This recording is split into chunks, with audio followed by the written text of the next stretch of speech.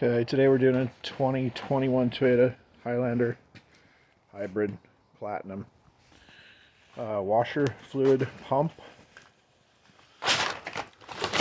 That's what it looks like. That's the old one. You can see it snapped right there. And the new one, you can see it has two good places to connect the washer fluid hose. There's a new gasket, rubber grommet, some basic tools, needle nose pliers, headlamp. There's the air duct that has to go back in. Basic stuff you might need. Full set of tools, some gloves. It's kind of cold out here. 40 degrees, so gloves might help. I ran the car a little bit to warm it up, so it'll be a little bit warmer under there. And I don't have my camera helper today, so I'm just going to have to wing this as best I can. I like to put a tarp down, especially if it's rainy, wet, snowy, dirty. I'll go ahead and climb down in there. It's the all-wheel drive version. This washer fluid pump goes into Toyota Highlander Hybrid Platinums, a lot of the Highlander Hybrids, regular Highlanders, and some Lexus vehicles. Just look that up and make sure you get the right one. I got the aftermarket. I think it was only $15. It's about as cheap as you can get, but it is just a washer fluid pump, so should work fine.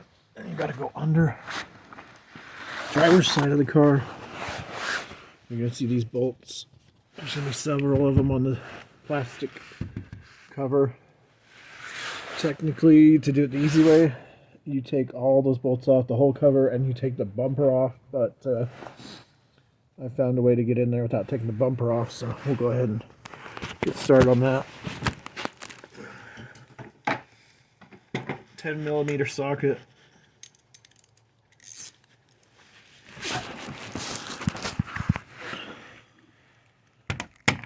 I'm going to go ahead and take off as many of these as we have to access.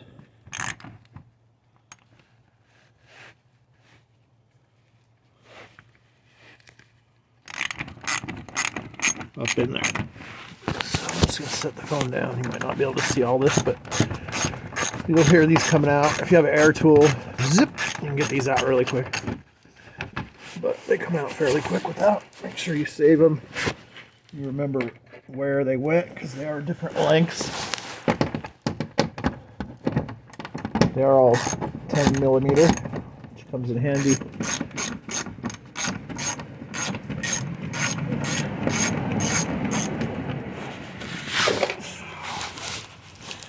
Couple of them there. 1, 2, 3, 4. I found a way I can get in there with just 4, but you have to have the ability to get your arms up in there, and you have to be pretty patient and able to really manipulate your hands and arms to get into these tight spaces. Otherwise, it's better just to take the whole thing off. Save yourself a lot of frustration, and you can get in there a lot easier. You do have to get in from the bottom. You can't get in from the top on these. There's no way.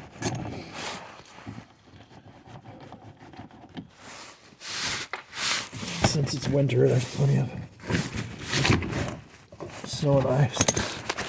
You can see this one just was right here. And I can just spin this off to the side and back away from there. This one here pops out, and I'm just gonna, in this case, I'm gonna fold it back so that I can get access. Careful, don't snap anything. You want to reuse all these parts.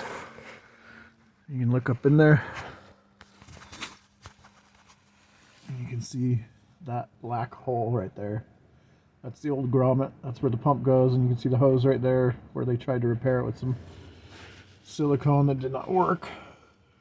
And there's electric cord plug-in for the pump right there hanging. We unplugged that last time when we took the part out, and there's the other hose just barely sticking out there in the bottom right above this cooler.